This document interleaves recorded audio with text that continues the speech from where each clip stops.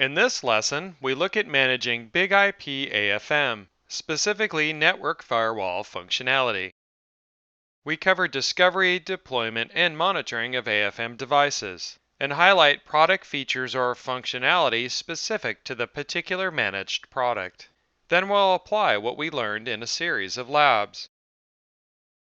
AVR, LTM, and AFM must be licensed and provisioned on the target BIG-IP device.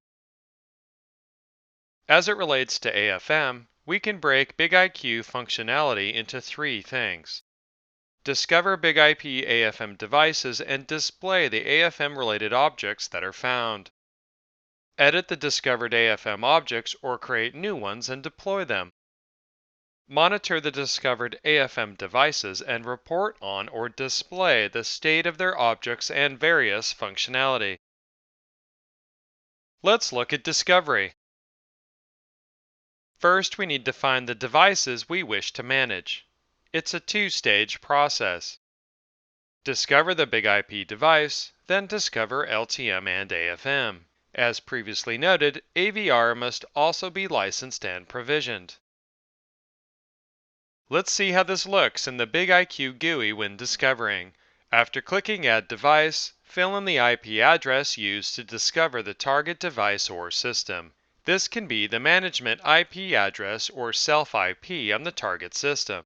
If it's the self-IP, make sure ports 22 and 443 are open. REST calls are encrypted. BIG-IQ makes the initial connection, then displays a selection of products or services. Note, however, that not all selections might be licensed or provisioned on the target device. The first part of discovery completes. The BIG-IP system and LTM and AFM have been discovered, so now import LTM and AFM specific objects. Notice the AFM section indicates pending LTM import, a reminder that LTM is required. Once objects are imported, the BIG-IQ screens are populated with whatever was found on the target, such as VLANs, virtual servers and pools for LTM, and network firewall policies, port lists, rule lists, and profiles of various kinds for AFM.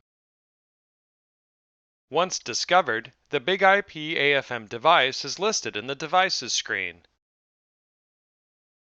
After discovery, the configuration area shows what has been discovered. The pictured example displays just a few of the possible menu options to provide an example of where AFM lives in the BIG-IQ menu. Let's look at deployment. Deployment follows the same model as LTM. Create AFM objects or make edits to existing objects, then deploy the changes. Before we perform a deployment, there are a few issues to discuss. First is linkage of objects. BIG-IQ understands how AFM works and is structured. When BIG-IQ deploys AFM objects, it has to both satisfy what AFM expects on the BIG-IP device and to store and keep track of those objects. For example, when we create a policy and rules on the BIG-IQ, we apply it to a context and associate that context to the particular managed BIG-IP name. It's a linear one-to-one relationship.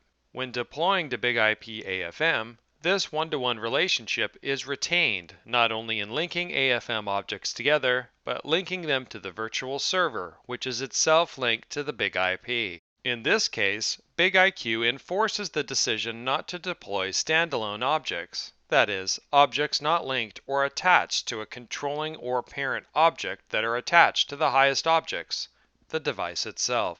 If you go directly to an AFM device and create a rule list, in effect it's deployed, but it's not attached to anything.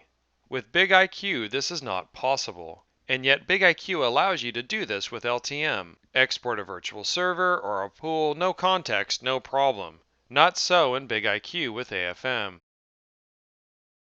Some consequences of this demand for linking are: it helps with diagnosis.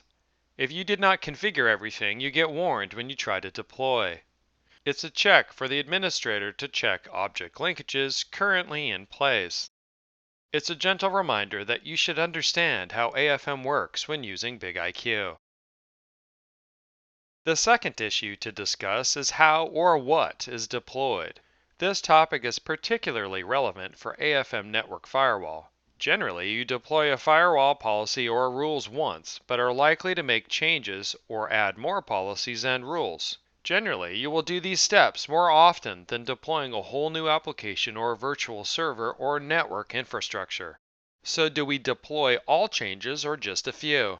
Do we let BIG-IQ decide what needs to be deployed, or do you, the administrator, decide? Suppose we choose the default and deploy all changes.